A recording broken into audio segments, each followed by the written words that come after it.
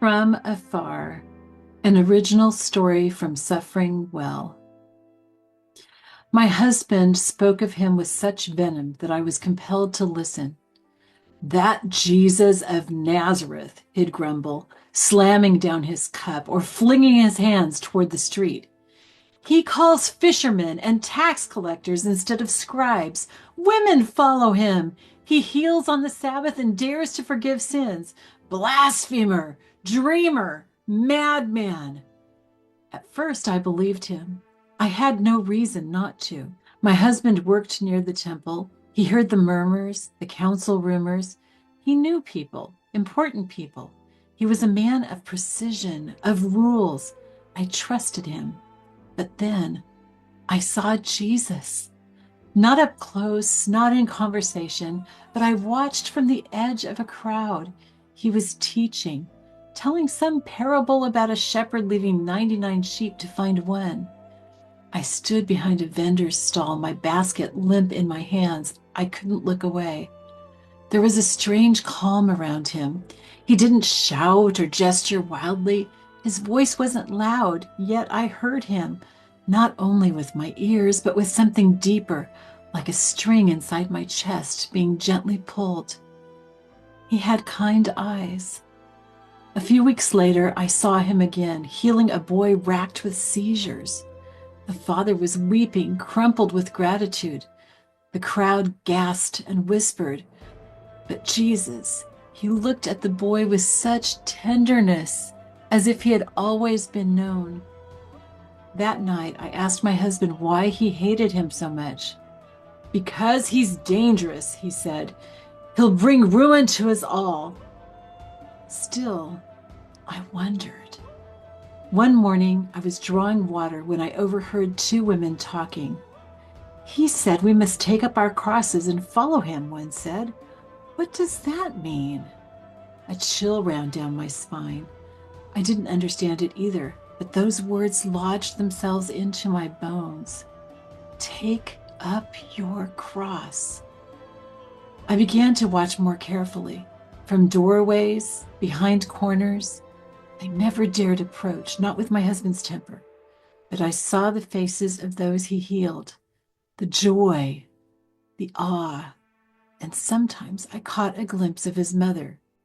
I didn't know her name, but there was something about her, dignity without grandeur, serenity even when people shouted curses at her son. I saw how she looked at him, so fully, so tenderly. My own son had died in infancy. Something in me ached with recognition. Take up your cross. I still didn't understand, but I wanted to. Then came the darkness. I woke to a strange quiet. No birdsong, no laughter in the alley.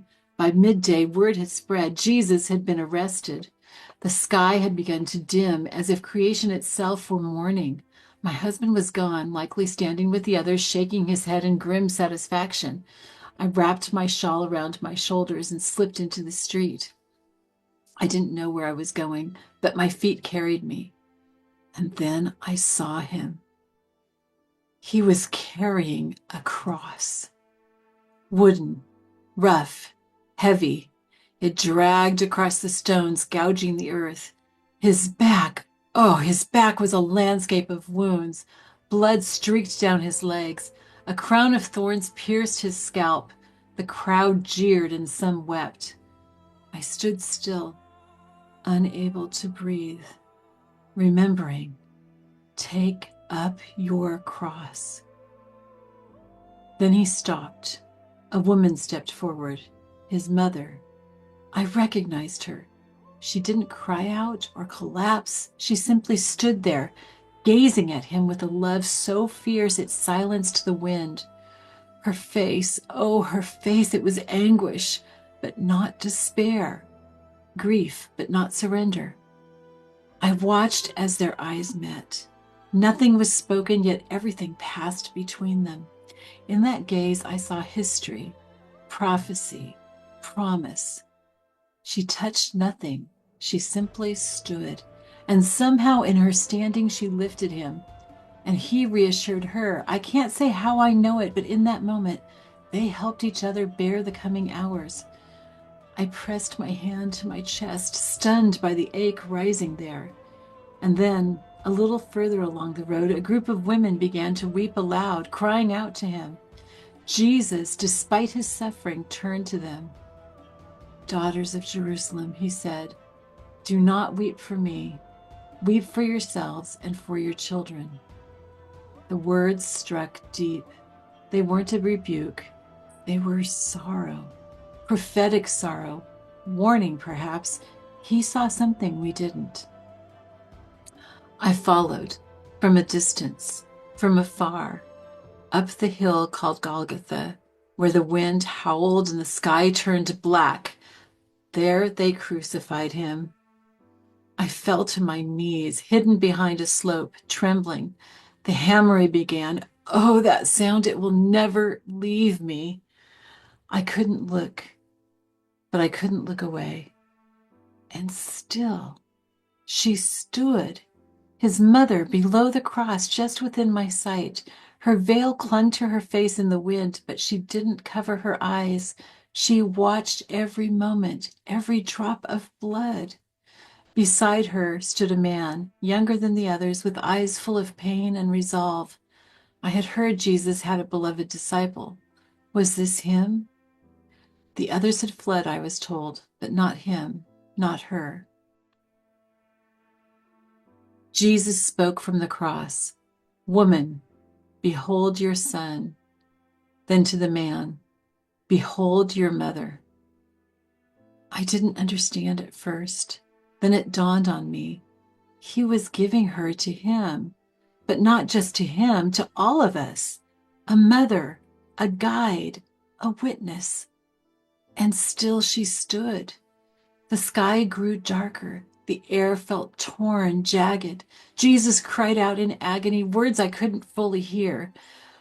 My heart beat wildly. I thought it might break. I thirst, he said. A soldier lifted sour wine to his lips. Then he cried out, it is finished. He bowed his head, and he died. I stayed there for hours, long after others had gone. His mother remained, silent, still. She did not tear her garments. She did not fall, and somehow she did not despair. I kept watching her. If she had collapsed, I think my soul would have shattered. If she had screamed to heaven in bitterness, I would have abandoned hope. But she did not. Her eyes looked as if they were waiting for something or someone. She believed even now. The disciple at her side placed his arm gently around her shoulders. She leaned slightly toward him, and I knew they would carry this together. I had come out of curiosity. I had stayed out of sorrow. But now I believed. I knew from watching them there was purpose in his death. I didn't know what it was, but I knew that it was for me and for all the world. I didn't know what would happen next. How could anything come from death? And yet, I had seen his face. I had seen the love in his eyes, the mercy in his words. I had seen the way his mother stood, refusing to yield to despair. And I saw in her, I saw a seed of hope. I rose slowly, knees stiff, and looked once more at the cross. The earth was quiet now, the sky dim, but the silence was not empty. It was waiting. Something was not over. Something had begun. I turned to leave, tears streaking down my cheeks. I had no answer, no plan, but I had faith. And so as I walked down the hill, leaving Golgotha, but not leaving him, I whispered a prayer, quiet, simple, like a thread in the darkness.